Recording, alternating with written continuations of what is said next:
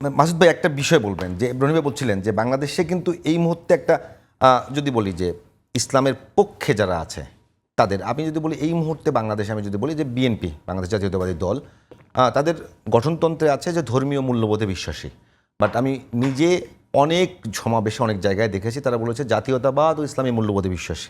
শুনে থাকবেন, তার মানে তারা ইসলামের পক্ষে যেতে চায়। আপনাদের সঙ্গে দীর্ঘদিন জোট করেছে, দীর্ঘদিন থেকেছে। ইসলামপন্থীরা তো আপনারা একসঙ্গেই আছেন, যদিও দূরত্ব আছে।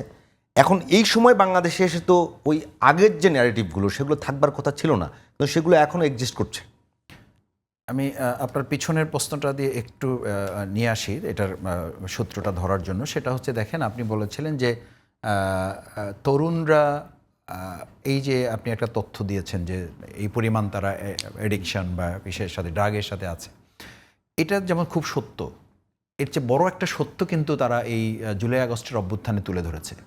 সেই অভ্যুত্থানটাকে দেখেন, একসাথে টুপিওয়ালা, দাড়িওয়ালা, আলেম সমাজ যেমন আন্দোলন করেছে, পাশেই তার সাথেই সিগারেট হাতে ধরে কিন্তু সে আন্দোলনে অংশগ্রহণ করেছে এবং সে জীবন দেওয়ার জন্য আসছে।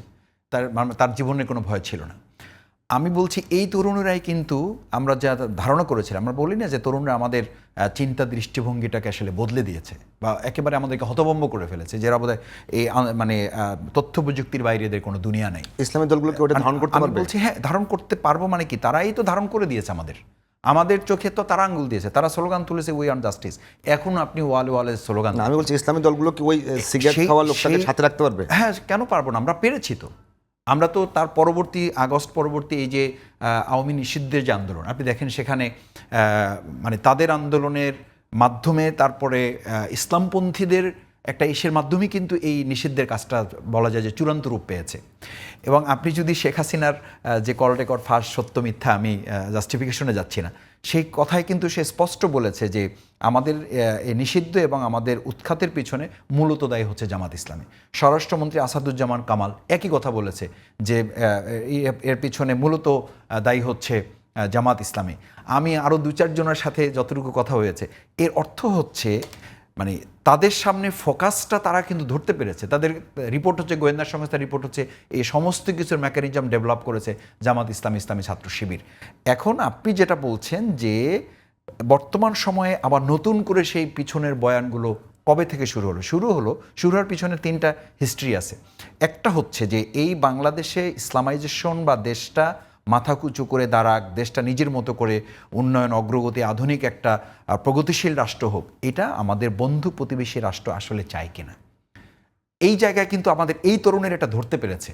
এই আন্দোলনের, আমি বলি যে এই আন্দোলনে আমরা শুধুমাত্র আওয়ামী লীগ বা শেখ হাসিনার পতন ঘটানো হয় নাই, এটার মধ্য দিয়ে আমাদের আধিপত্যবাদের বিরুদ্ধে একটা কবর রচনা করা হয়েছে। প্রসঙ্গত আপনি নিশ্চয়ই খেয়াল করবেন, উই ওয়ান্ট জাস্টিসের সাথে তাদের স্লোগান ছিল দিল্লি না ঢাকা। কেন এই স্লোগান তুলেছে? এটা কি জামাতের স্লোগান ছিল? আমরা কোনোদিন এই স্লোগান দিয়েছি? ছাত্র শিবির এই স্লোগান দিয়েছে? দেয় নাই। এই স্লোগান কি ঢাকা বিশ্ববিদ্যালয়, এই স্লোগান জাহাঙ্গীরনগর বিশ্ববিদ্যালয়, জগন্নাথ বিশ্ববিদ্যালয়, এটা কিন্তু মাদ্রাসা তামিল মিল্লাত থেকেও শুরু হয় নাই। এই স্লোগান কিন্তু কোনো কমই মাদ্রাসা থেকে শুরু হয় নাই। তার মানে হচ্ছে আমাদের এই তরুণরা তিনটা জিনিস আইডেন্টিফাই করতে পেরেছে। এক হচ্ছে আমাদের ইতিপূর্বে যত মানবরচিত মতবাদ অথবা তন্ত্রমন্ত্র যা আমাদেরকে শাসন করেছে, আমাদের 17 বছর মুখস্থ করানো হয়েছে শেখ মুজিব, শেখ হাসিনা, শেখ মুজিব, শেখ হাসিনা। ফাইনালি দেখা গেল তারা তাদের গলায় রশি লাগাইয়া তাদেরকে জুতাপিটা করে ওখান থেকে টানিয়ে নামাইছে, পারে নাই তরুণদেরকে চেঞ্জ করতে। সেকেন্ড থিং হচ্ছে এরাই স্লোগান দিয়েছে we want justice. Third thing হচ্ছে এরাই স্লোগান তুলেছে দিল্লি না ঢাকা। দেখেন তার কিছুদিন পরে বন্যা শুরু হলো আমাদের নোয়াখালী, ফেনী, তারপর এই জায়গাগুলোতে, সেখানে ওই রাতেই ঢাকা বিশ্ববিদ্যালয়ে মিছিল বের হয়েছে যে আমাদেরকে খরার সময় বাঁধ আটকে দেওয়া হবে আর বন্যার সময় বাঁধ খুলে দেওয়া হবে। এই নীতি যদি আমাদের প্রতিবেশী রাষ্ট্র বন্ধ না করে তাহলে প্রয়োজনে আরেকবার আমাদের লড়াই হবে।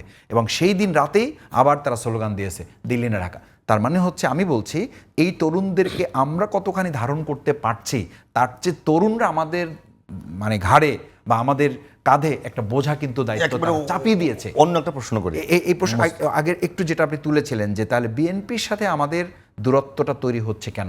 বিএনপি তৈরি হচ্ছে এই জন্য, দেখেন যে তারা ইসলাম ও জাতীয়বাদের মূল্যবোধের কথা বলে, একই সাথে তাদের মহাসচিব যখন এই কথা বলেন আমরা শরিয়া আইন মানি না, যখন এই দুটো কথা বলেন তখন বুঝতে পারেন বা পাবলিক পারসেপশনটা হচ্ছে এই যে ইসলামকে তারা শুধুমাত্র রাজনৈতিক কারণে ব্যবহার করতে চান।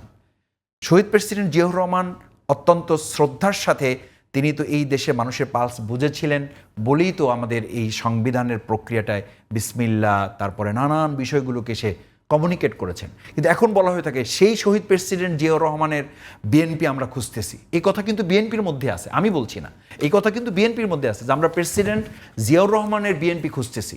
বিএনপির একদম হার্ডকোর কর্মীরা বলতেছে আমরা সাবেক প্রধানমন্ত্রী খালেদা জিয়ার বিএনপি আমরা খুঁজতেছি। তার মানে হচ্ছে বিএনপির মধ্যে একটা মানে নতুন সংযোজন হয়েছে, যেই সংযোজনটা আমাদের দেশে ইসলামাইজেশন, আমাদের দেশে দুর্নীতি, আমাদের দেশে আধিপত্যবাদ বিরোধী, আমাদের দেশে অন্যায়ের বিরোধী, এই তৎপরতাগুলোর সাথে ঠিক পার্শ্ববর্তী রাষ্ট্রের যে চিন্তা দৃষ্টিভঙ্গি, জামাতকে আবার যে সমস্ত কথা বলে 17 বছর যারা যে কথা বলে আমাদেরকে চাপিয়ে রেখেছিল, ওই একই কথা যখন বলা হচ্ছে তখন সাধারণ মানুষের মধ্যে কিন্তু প্রশ্ন তৈরি হচ্ছে, আপনার মতো এরকম প্রশ্নই, যে সেই পচাগলা ইতিহাস দিয়ে আবার জামাতকে, যেই জামাতের সাথে একসাথে আপনারা রাজনীতি করলেন, আমাকে এখন এই টেবিলে, আপনি তো ভালো কথা আপনি কোশ্চেন করেছেন, আমার পাশে বসে আমার সহকর্মী যাদের সাথে একসাথে আমরা রাজপথে আন্দোলন করেছি, যেই নেতৃবৃন্দ আমাকে মাথায় হাত দিয়ে যাওয়ার সময় বলেছেন দোয়া করে দিলাম তুমি যেন ঠিকমতো বাসায় ফিরতে পারো, তাদের মঞ্চ থেকে যাওয়ার সময়, কারণ তোমার ব্যাপারে কিন্তু প্রশাসন খুবই ক্যাপা, সুতরাং তুমি সাবধানে যেও, তোমার সাথে আমরা লোক দিয়ে দিচ্ছি, আমার সাথে বিএনপির লোক দিয়ে দিচ্ছে যে তুমি গাড়িতে ওঠা পর্যন্ত আমার ছেলেরা থাকবে। তো সেই জায়গাগুলোতে তারা এসে এখন পাশে টকশোতে বসে আমাকে যখন এই কথা বলে যে জামাত তো 71-এ পরাজিত শক্তি, আপনি বলেন তাহলে আমরা ওই আওয়ামী ফেসিবাদের সাথে বিএনপির মানে পার্থক্যটা রচনা করব কোন জায়গা থেকে? পার্থক্য রচনাটা বিএনপি করতেছে যে আমরা শহীদ প্রেসিডেন্ট জিয়াউর রহমানের বিএনপি কোথায়, আমাদের সাবেক প্রধানমন্ত্রী বেগম খালেদা জিয়া যে জোট করেছিলেন যখন আমরা একসাথে সরকার পরিচালনা করেছি, এই দেশটা গঠনে আমরা ভূমিকা রেখেছি, সেই জায়গায় হঠাৎ করে এই বয়ান তাদের থার্ড বা ফোর্থ ক্যাটাগরির যারা নেতৃবৃন্দ আছে তারা এই কথা যখন বলেন বা এর প্রতিবাদ যখন হয় না, তখন তো ধরে নিতে হয় বা সাধারণ মানুষ তো এটা মনে করতে পারে যে এটার পিছনে তাদের নিশ্চয়ই সমর্থন আছে, না হলে এই কথাগুলো বন্ধ হচ্ছে না কেন? আমার মনে হয় যে ইসলামাইজেশনটা মূল কথা না, আমরা বলেছি ইসলামিক কল্যাণ রাষ্ট্র, যেটা ভাইয়াও একটু আগে বলেছেন যে একটা ভ্যালুস আমাদের ডেভেলপ করা দরকার, যেটার সাথে একজন মুসলমান শুধু না, জামাত তো পড়ে, একজন সাধারণ মুসলমান, একজন হিন্দু, একজন বৌদ্ধ, একজন খ্রিস্টান, আপনি দেখেছেন যে আমরা সমস্ত কমিউনিটির লিডার্সদের কিনে বসেছি, সেখানেও কিন্তু আমরা একটা কথা বলেছি যে ইসলামাইজেশনের জায়গায় আমরা একটা ভ্যালুস ডেভেলপ করতে চাই, একটা social values, family values, political values, economical values, cultural values develop করতে চাই, যেই ডেভেলপমেন্টের সাথে একজন নাস্তিক, একদম মুরতাদও সে যেন ঠিক আছে, এই কথাটাই বলছিলাম যে রনি ভাই একটা বিষয় বলবেন যে ভাই যেটা বলতেছেন যে তারা যারা ডেভেলপ করতে চায়, আসলে কি বাংলাদেশি ইসলামপন্থী দলগুলো তারা ওই একেবারে চিরস্থায়ী যে বিপ্লব বা পরিবর্তন সেটা চায়, নাকি একটা সাময়িক দখল বা নিয়ন্ত্রণ এরকম চায়? দেখেন, বাংলাদেশে পলিটিক্যাল পার্টিগুলোর ব্যাপারে জনগণের, আমি ইসলামী দলগুলোর কথা বলছি, ইসলামী দল সহ অন্যান্য দল একটা আস্থার সংকট আছে। সেই আস্থার সংকটের কারণেই এখানে যখন বিএনপি জামাত পিটাইয়ে মারা হয়, মধ্যবিত্ত রিয়াক্ট করেনি। মধ্যবিত্ত আমরা বলছি কীভাবে একটা সরকারি চাকরি পাওয়া যায় ঘুষ দিয়ে। তাহলে সেই জায়গার থেকে 5 তারিখের পরে এই আস্থাটা পুনরুদ্ধার করার দায়িত্ব ইসলামী নন ইসলামী সমস্ত দলগুলোর জন্য রয়ে গেছে, 1 নাম্বার। 2 নাম্বার হলো আপনি যেটা বললেন, দেখেন বাংলাদেশে আমাদের যেটা গুরুত্বপূর্ণ আলাপ, সেটা হলো এখানে একটা রাষ্ট্র কথাটা যখন আপনি বলেন, এই পৃথিবীর এখন এই গ্লোবালাইজেশনের যুগে আপনি বিচ্ছিন্নভাবে আলাদা করে বাস করতে পারবেন না, আপনার গ্লোবাল এই কাঠামোর মধ্যে বাস করতে হবে। রাষ্ট্র এসেনশিয়ালি সেকুলার। রাষ্ট্র যখন আপনি বলেন, এটা আপনি ইসলামী রাষ্ট্রের অনেক গবেষকের কাছ থেকে এটা উঠে আসছে যে রাষ্ট্র চিন্তায় তো ইসলামী নাই। না, আমি আপনাকে বলি রাইট। ফলে আপনি রাষ্ট্র যখন করেন, আপনি এসেনশিয়ালি একটা সেকুলার ফেনোমেনার মধ্যে ঢুকেন। সেক্ষেত্রে তাহলে আপনি যেহেতু বৃহত্তর মুসলমানের দেশ, সেক্ষেত্রে আপনি ইসলামকে ইনকর্পোরেট করবেন কীভাবে? আপনি ডেফিনেটলি একটা ইউনিভার্সাল ভ্যালুজ এখান থেকে বের করতে হবে। সেইটার জন্য আমাদের বুদ্ধিজীবিতা নতুন করে শুরু করতে হবে, কারণ আমাদের এখানে এন্টার বুদ্ধিজীবিতা ছিল বাঙালি জাতীয়তাবাদী বুদ্ধিজীবিতা। ইসলামকে তারা ওইভাবে মেন স্ট্রিম করেই না, চিন্তার বিষয়ই মনে করেনি, তাই না? তো সেটা আপনার লাগবে। এইবার তাহলে কি আমাদের গন্তব্য সেকুলারিজম? নো, কারণ আমরা দেখছি এই সেকুলারিজমের পরিণতি গ্লোবালি এবং বাংলাদেশে এটা একটা ফ্যাসিবাদের রূপ নিছে। সেকুলারিজম আমাদের কোনো গন্তব্য হইতে পারে না, এটা আমি স্পষ্ট করে বলতেছি। কিন্তু সেকুলারিজম আমাদের লাগবে, ডেমোক্রেসি আমাদের লাগবে। সেটা কি? ধরেন আপনি খুলনা রাজশাহী যাবেন, আপনাকে তাকে কমলাপুর যাইতে হবে, স্টেশনে তো বসাইতে হবে, তারপরে না যাবেন। সে কমলাপুরে যাওয়ার মতো হলো আপনি একটা নৈতিক, উন্নত এবং গ্লোবালি মর্যাদাপূর্ণ জাতি হিসেবে দাঁড়াবেন। তার জন্য আপনার একটা স্টেবল অবস্থা লাগবে, একটা ডেমোক্রেটিক সেকুলার অবস্থা লাগবে। সেইটা হলো কিন্তু সেটা আপনার গন্তব্য না, আপনি এর চেয়ে আরও বড় দূর যাবেন। ইসলামের ভিতর থেকে এর চেয়ে হয়তো ডেমোক্রেসির চেয়ে আরো উন্নত জীবন ব্যবস্থা, রাষ্ট্র ব্যবস্থা বের হইতে পারে। কোনোজ এটা নিয়ে তো আমরা কাজই শুরু করিনি।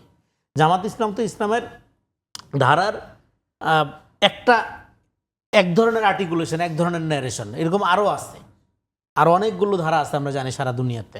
হ্যাঁ, এবং কেউ কেউ তাদের মতো করে রাষ্ট্র ক্ষমতা দখল করতে যাচ্ছে বা জনগণ সমর্থন নিয়েই যাচ্ছে।